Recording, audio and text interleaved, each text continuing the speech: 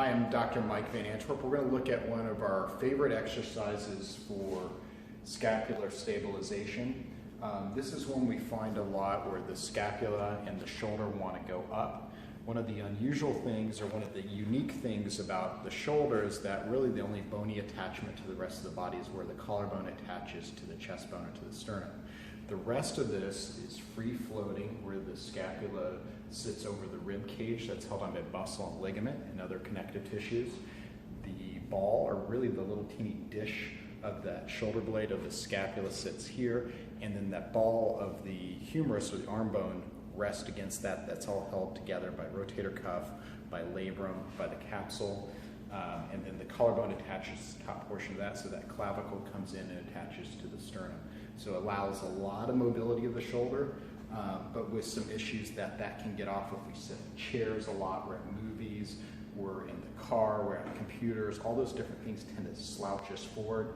And in different sports too, say a rock climbing or for a baseball pitcher, again, a desk jockey, all those things can affect what the shoulder does. We sleep on the shoulder a lot. So one of the exercises we use a lot is the scapular pull down. It's something I developed.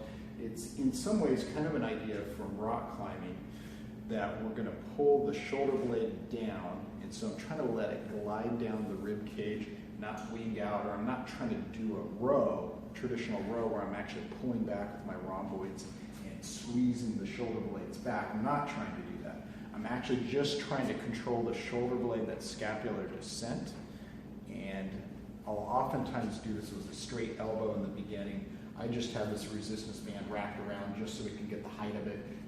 Better yet, you could probably use a cable machine or some banding actually hooked a little higher up. So what I'm thinking of doing is actually moving that scapula down, and I'm pulling downward, and then this really doesn't move a whole lot. It may be an inch, maybe a half inch, maybe at the most 2 inches, where I'm pulling this down and locking it down the rib cage.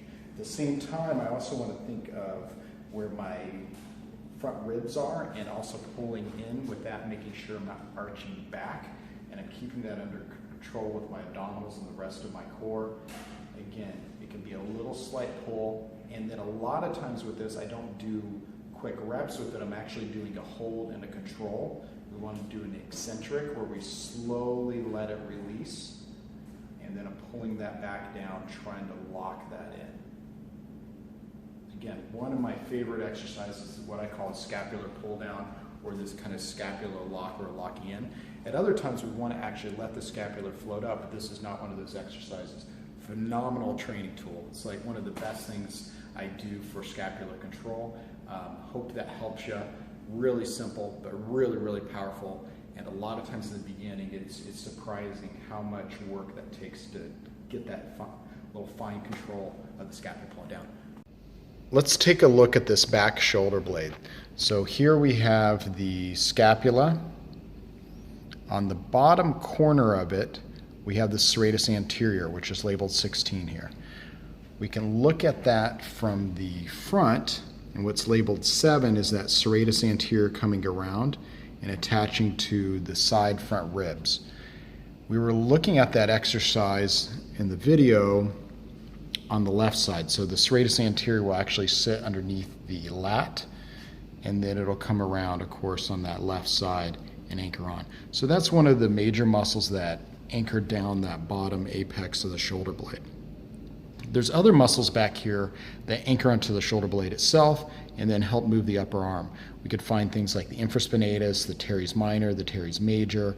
On the top, that helps raise the arm up. We got supraspinatus. So those are anchored onto the shoulder blade itself and help move the upper arm. Some other muscle groups that help out, we mentioned the rhomboids. A lot of times people in the past had emphasized that.